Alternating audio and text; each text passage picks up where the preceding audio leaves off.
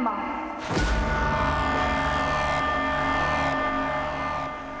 जाइए पिताश्री, करिए युद्ध शिव से।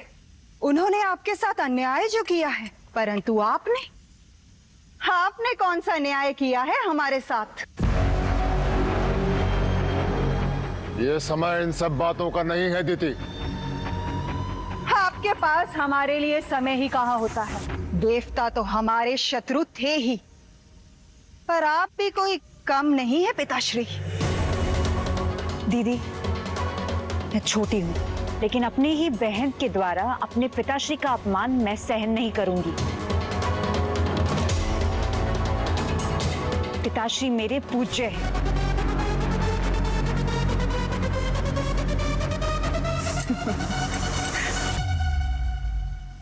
बहुत ही भोली हो तुम सती, पर तुम्हारा क्या दोष? इस संसार की पुस्तक का सबसे महत्वपूर्ण अध्याय छुपाकर जो रखा है तुमसे हमारे पूज्य पिताश्री ने। आधा सत्य पूरे झूठ से कहीं अधिक हानिकारक होता है सती। आज मैं अपनी छोटी बहन को इस कथा का अनकहा भाग सुनाऊंगी, फिर तुम ही निर्णय ले लेना कि हमारे पिताश्री कितने निर्दोष हैं और कितने अपराधी।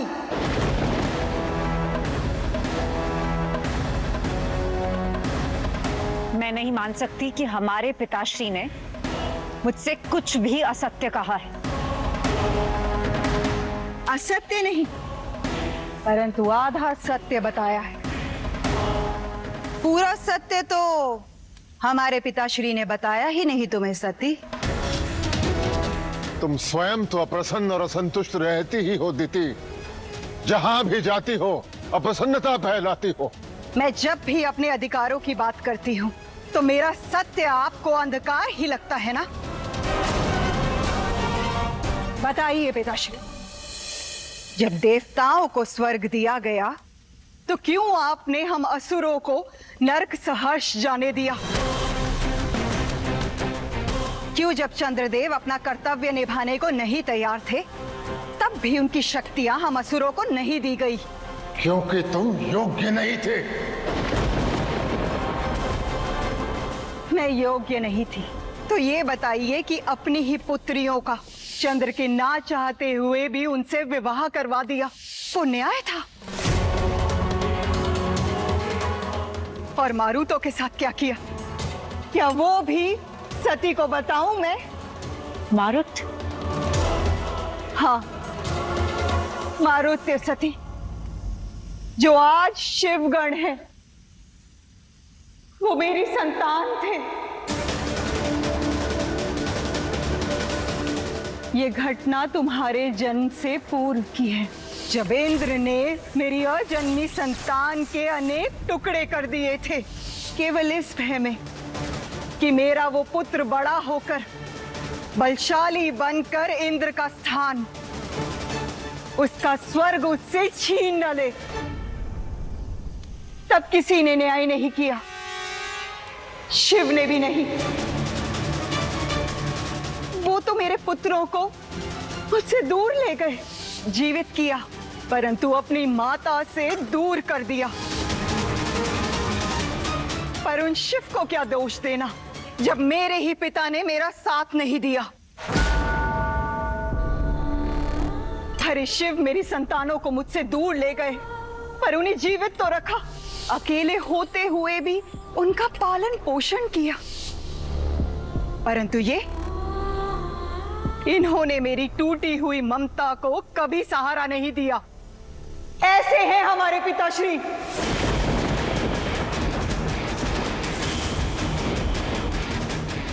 और भाग्य देखो, जब मेरे वो पुत्र इनके स्वयं के नाती इनसे मिलने आए तब इन्होंने क्या किया?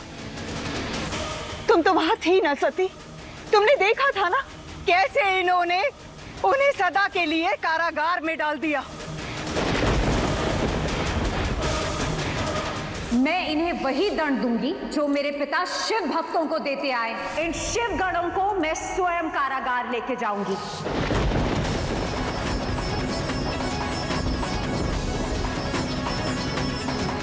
हमारे पिता को अभ्यास है अपनी भूल दूसरे के माथे मरने का, चाहे चंद्र की भूल हो या उसे दिया हुआ श्राप। मैं ब्रह्मपुत्र प्रजापति दक्ष तुम्हें श्राप देता हूँ, तुम्हारा क्षय होगा।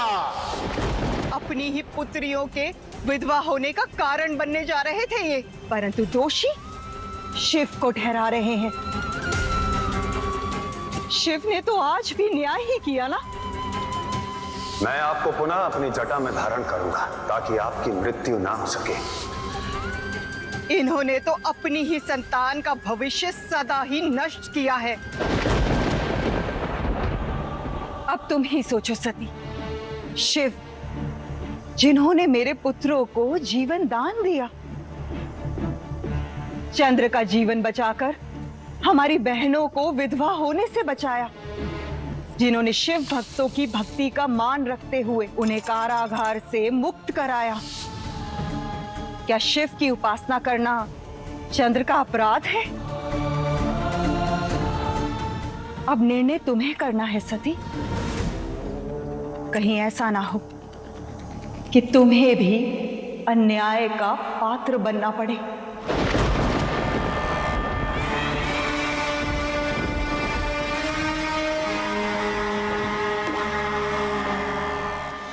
सती, कोई आवश्यकता नहीं है दीति की बातों पर ध्यान देने की।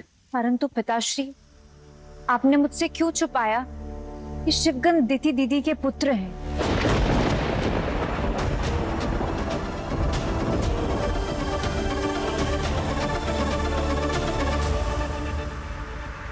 उससे क्या लाभ होता?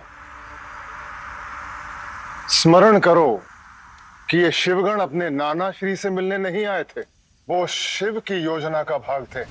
छुपते छुपाते तुम्हारे जन्मोत्सव में आए, साथ में शिवलिंग लाए तुम्हें भेंट करने के लिए, ये जानते हुए कि मैंने शिव की आराधना पर प्रतिबंध लगा रखा है।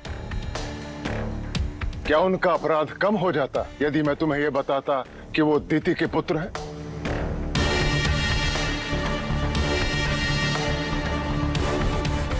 मेरी मंशा कभी भी तुम्हें सत्य से दूर रखने की नहीं रही है। मैंने बचपन में कहा था ना, मैं तुम्हें कष्ट में नहीं देख सकता, और यदि मुझे तुमसे कुछ छिपाना ही होता तो क्या मैं दीति को ये सब बोलने का, कहने का अवसर देता? और तुम दीति, मेरी सती के सामने अपना ये रोने पीटने का ढोंग बंद करो। सब जानते हैं कि तुम्हारी मंशा सदैव लालच से भरी होती है, सबको भ्रमित करके अपना लाभ निकालती हो।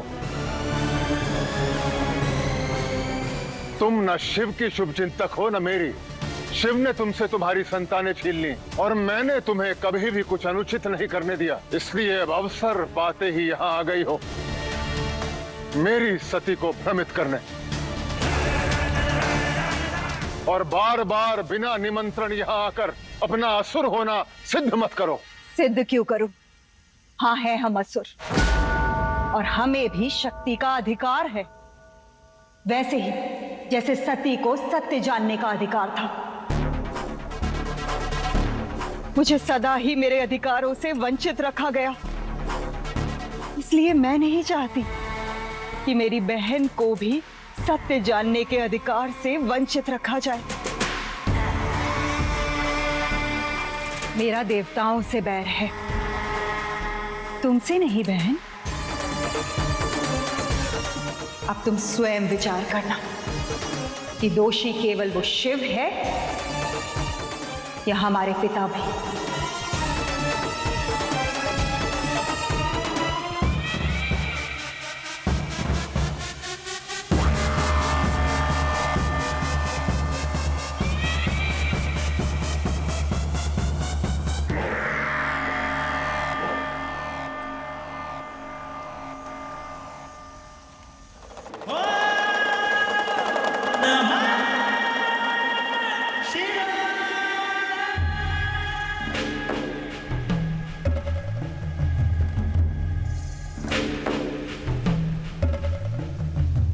ध्यान करके जो रखे है ध्यान सृष्टि का, भक्ति साधना का मार्ग है वो मुक्ति का।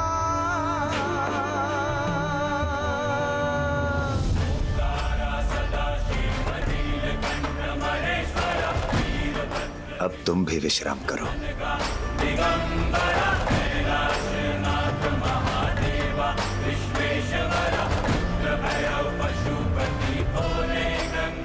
सब समझते हैं शिव सन्यासी हैं, पर अपनों के लिए कितना अनुराग है शिव में। एक बार इन्हें जानकर कौन इनसे दूर रह सकता है।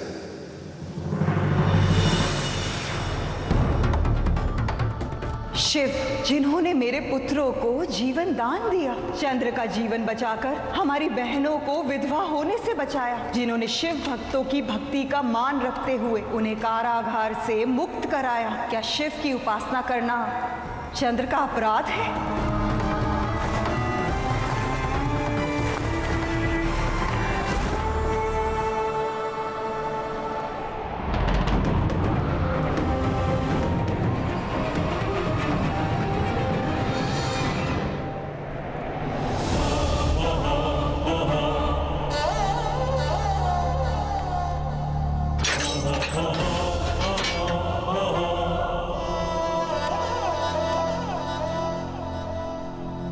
क्या हो तुम शिव?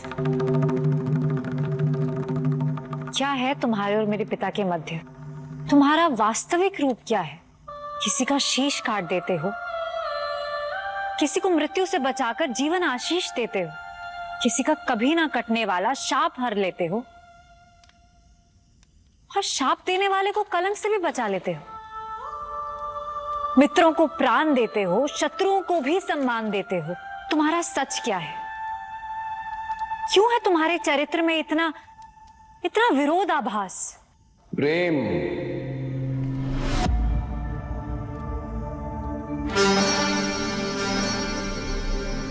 स्वार्थ से रहित और कर्तव्य से भरा प्रेम। हाँ देवी, वो प्रेम ही है जिसके कारण गण प्रेत इस शिवलिंग को भेंट बनाकर लेकर आए और उन्होंने कारावास भी भोगा। वो प्रेम ही है जिसके कारण चंद्रदेव को श्राप मिला और जीवन दान भी। और शत्रुता, उसका प्रेम से क्या संबंध? यदि शत्रुता, घृणा ना हो तो प्रेम और मित्रता का भाव कैसे समझा जाएगा? सब भावनाओं का ही खेल है देवी। यदि तपते सूरज को प्रेम भाव से देखो तो वो जीवन ऊर्जा देता लगता है, और उसी सूर्य को यदि हम शत्रुता के भाव से देखें तो वो शरीर को झुलसा देने वाला बैरी बन जाता है। सत्य तो यह है कि सूर्य वही कर रहा है जो उसका कर्तव्य है, ताप देना, प्रकाश देना। परंतु प्रेम तो मेरे पिताश्री भी करते हैं, मुझसे, अपने न्याय से। क्या वो अनुचित है? कर्तव्य के बिना प्रेम पराजय है, ऐसा सुना है मैंने किसी से।